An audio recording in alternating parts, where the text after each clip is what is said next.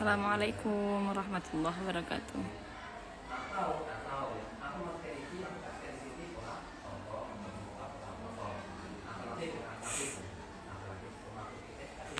Keenten.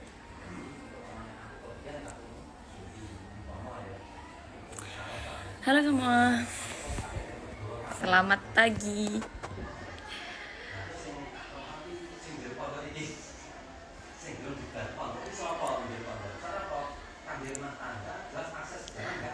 Mumpung lagi nganggur, bisa pegang HP.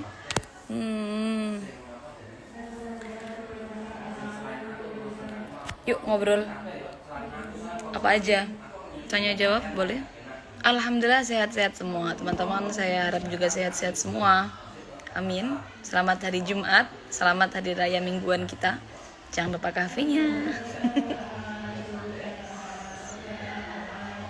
Nura lagi tidur. Kalau pengen tahu wajahnya mirip bapak dan emaknya pastinya. Gak mungkin mirip tangganya. Yuk, barangkali mau bahas apa nih yang lumayan bermanfaat nih.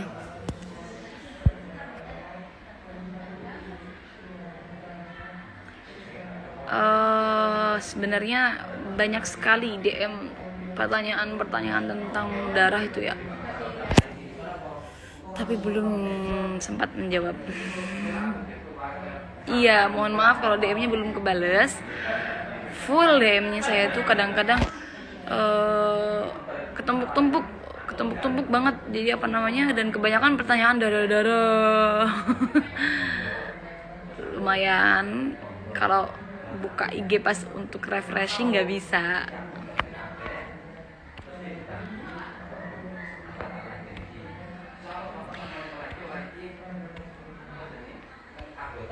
Kakek dari ibu dari pondok mana?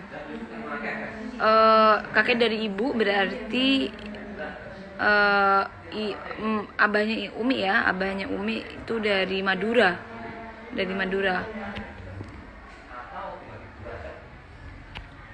Biar istiqomah terus menjaga hafalan pripun, tetap paksa diri kita untuk deras apapun keadaannya, seberat apapun, sesibuk apapun. Karena kalau udah kebiasaan ganderes, maka nafsu itu akan keenakan. Jadi keterusan ganderes terus, akhirnya ini yang membuat hafalan kita menjadi luntur. Motivasi sergap murojaah adalah melihat orang-orang yang sergap murojaah. Itu adalah motivasi yang paling efektif, karena dengan melihat orang yang sergap murojaah, kita akan terpacu supaya mau juga ikut murojaah. Potong kuku saat dalam masa nifas boleh tidak? Hukumnya adalah khilaf menyalahi sunnah. Jadi tidak sampai makruh menurut sebagian pendapat. Ada yang saya bilang makruh, cuma tidak haram ya, tidak haram. Jadi boleh tapi menyalahi sunnah, seperti itu.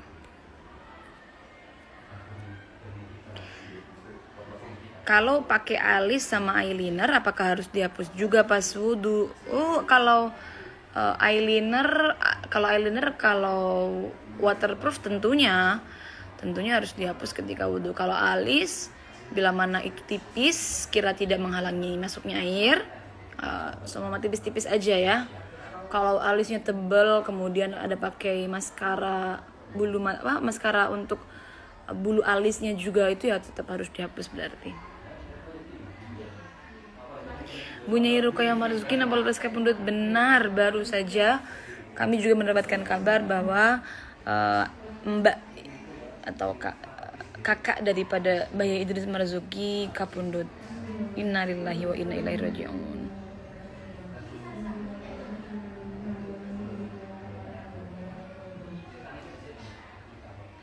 Kalau air di tong merah besar tuh termasuk 2 kola apa enggak? Jadi ukuran 2 kola tuh teman-teman 60, airnya sejumlah 60 meter persegi ya, 60 meter kubik. Mohon maaf ini pada lupa ini apa namanya bahasanya. Kira-kira ada nggak ya? Nggak tahu. Seberapa tongnya juga saya nggak tahu. Dulu sehari menghafal berapa halaman? Satu halaman. Cuman karena memang saya menghafal pada tahun pertama itu belum haid. Jadi setiap hari setoran. Akhirnya terhitungnya lumayan cepat. Cuma sebenarnya teman-teman, menghafal Al-Quran itu bukan masalah cepat dan tidaknya. Karena pada intinya menghafal itu adalah murojaah tiap hari, murojaah sampai mati. Itu pada intinya. Jadi teman-teman, jangan buat murojaah menghafal itu diberikan tolak ukur berapa tahun, jangan. Karena pada intinya kalau sudah lancar itu tidak akan ada yang tanya berapa tahun menghafalnya, tidak. Bagaimana cara murojaahnya? Pertanyaannya akan seperti itu. Bagaimana cara menerusnya kalau sudah lancar itu ya? Lah, kalau belum lancar, walaupun toh menghafalnya itu secepat kilat sebulan hatam, tapi kalau belum lancar buat apa, begitu kan? Kita kan menghafal supaya betul-betul hafal gitu loh.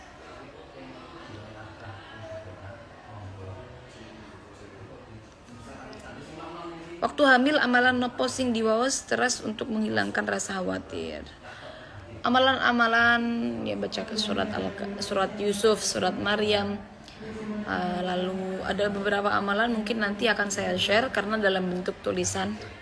Jadi kalau dibacakan seperti ini terlalu panjang.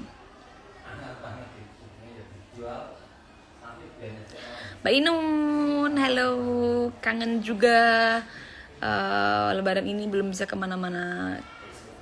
Tip memfasihkan bacaan secara cepat. Tajwid itu adalah dengan terbiasa berulang-ulang latihan ya. Jadi teman-teman sekarang tuh banyak sekali yang ingin bisa cepat. Padahal kalau seumpama dari kecil didikan makhrajnya itu dimulai dari sejak kecil, maka akan cepat bisa. Tapi kalau seumpama kan tidak setiap orang itu ditakdirkan belajar dari sejak kecil ya teman-teman. Kadang ada yang mungkin baru ditakdirkan belajar tajwid ketika sudah lulus SMA mungkin atau lulus SMP. Nah, ini nanti pasti akan berdampak. Tidak secepat anak-anak yang dari kecil sudah diajarkan tajwid. Seumpama membaca makhrajnya jim lah katakanlah, ja. Jim itu kan tidak ada hamznya. Jadi kan bacanya ja seperti ini. Nah, kalau mungkin anaknya sudah dibiasakan sejak kecil membaca ja biasa saja cepat. Tapi kalau dari belajar tajwidnya saja sudah besar, maka tetap harus proses, butuh waktu supaya terbiasa dan bisa mengucapkan tajwid, makhraj, mengucapkan huruf secara benar. Nggak harus cepat-cepat, yang penting bisa, yang penting ada usaha.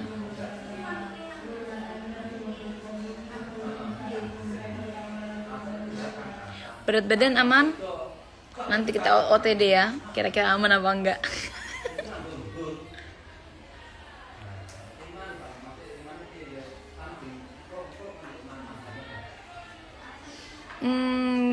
Minta saran untuk anak laki-laki maksudnya.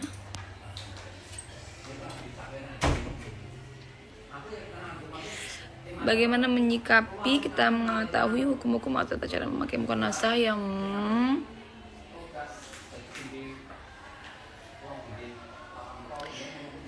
teman-teman menyampaikan hukum kepada orang lain tidak bisa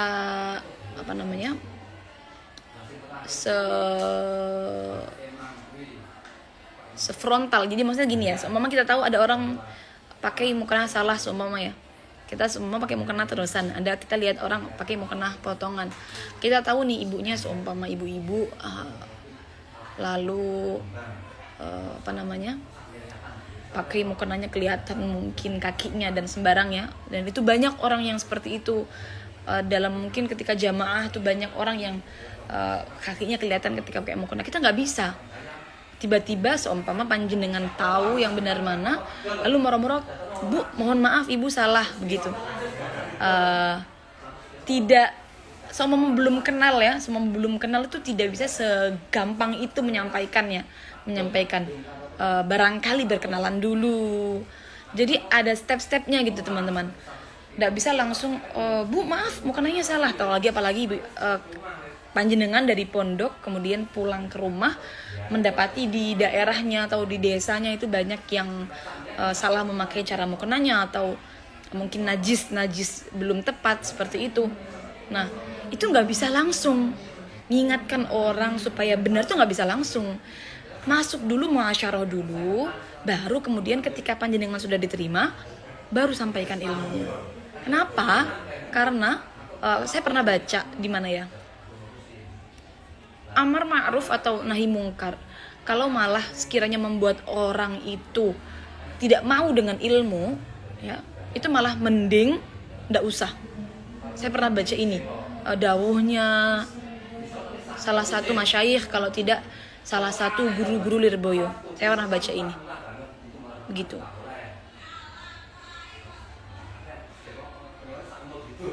Kalau lagi haid boleh murojaah enggak? Murojaah ya bahasanya, berarti dia sudah hafal. Kalau yang diikuti oleh pendapat yang diikuti oleh umi saya, umi Hana, umi Azam yang mertua saya, itu semua mengikuti pendapat yang mengatakan perempuan yang haid diperbolehkan untuk murojaah ketika dia sudah punya hafalan untuk menjaga hafalannya, seperti itu.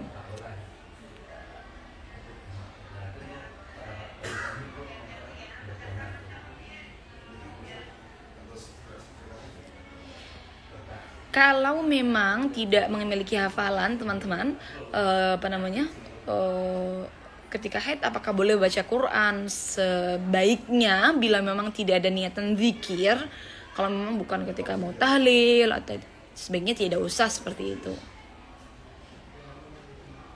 Pernah mondok mayong di Jepara, memang itu pondok saya dulu ketika menghafal Al-Quran di pondok Al-Islah wal Isom Mayong Jepara.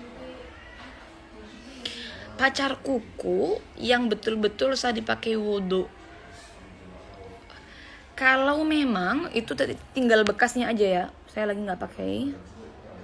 Yang biasanya itu kayak henna dipakai terus dibasuh pakai air kan hilang itu, ainnya hilang, tinggal asarnya aja, tinggal bekasnya aja. Nah itu berarti sah dipakai wudhu.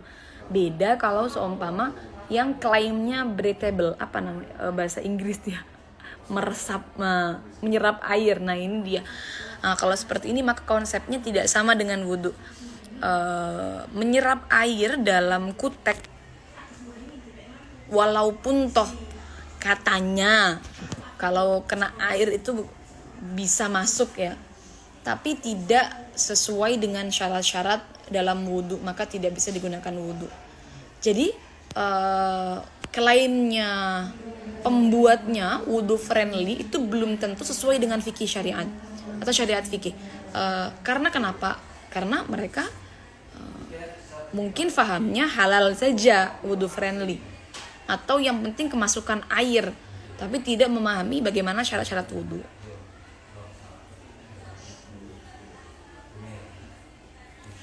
Di Pondok Al-Baqarah restorannya itu ada beberapa tahap.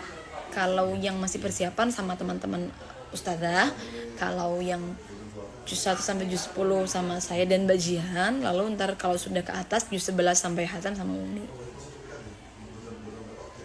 Kalau haid boleh keramas? Nggak boleh lah. Kenapa nggak boleh keramas ketika haid? Nura ini di samping. Nih lihat kakinya.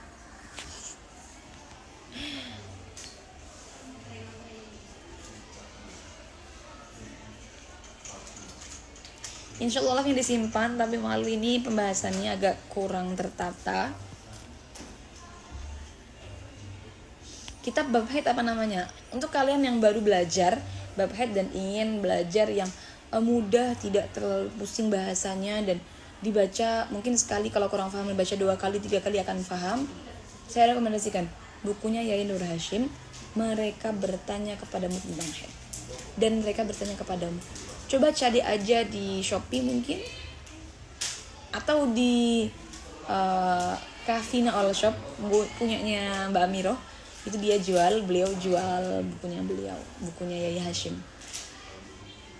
pakai maskara untuk bulu mata ketika wudhu juga harus dihapus. Betul, ini kan karena maskara itu dia kebanyakan menggunakan bahan-bahan yang waterproof. Nah, kalau waterproof tentunya harus dihapus.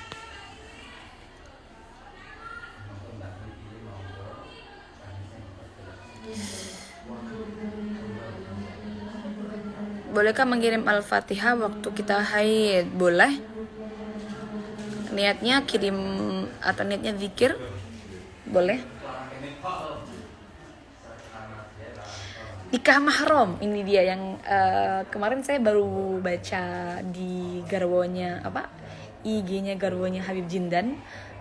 Beliau juga bahas tentang nikah mahram karena beliau cerita bahwa Habib Jindan itu nikah mahram dengan Syarifah Fatimah Musawa supaya mahram dengan Ummu Fatimah Musawa, ibunya Syarifah Fatimah Musawa atau garwonya Habib Mundir.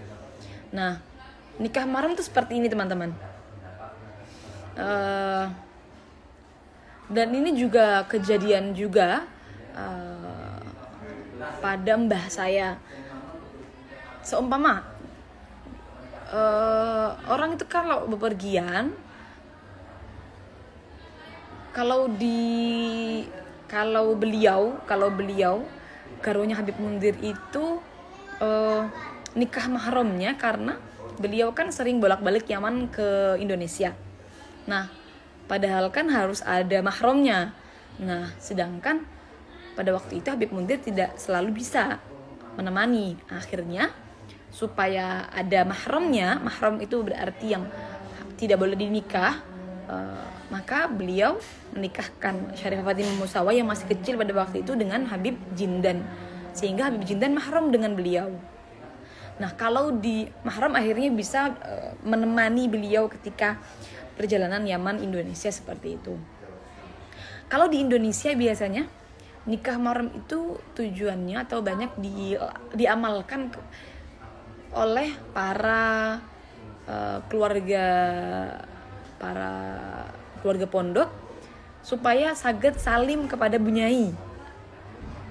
Semisal bunyai saya, Bunyai Hajar, Pondok Al-Islah wal Islam Jepara, itu beliau mahram dengan siapa namanya? Lupa namanya. Siapa namanya? Abahnya Gus Maksum Betengan ya. Pokoknya gini, pingin salim sama bunyai, akhirnya supaya mahram dengan bunyai, nikah dengan anaknya begitu. Tapi nikahnya cuma nikah doang, akad doang. Setelah akad langsung ditolak begitu loh. Saya lupa namanya. Ya Allah, lupa namanya. Teman-teman, sudah ada temannya saya. Tadi kan saya sendirian di rumah. Nih, Mbak Jihan sudah datang. Jadi sepertinya saya bentar lagi mau mohon undur diri. Terima kasih semua yang udah ikut, yang udah berpartisipasi.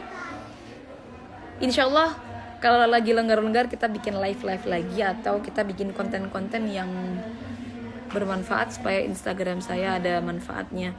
Karena Instagram saya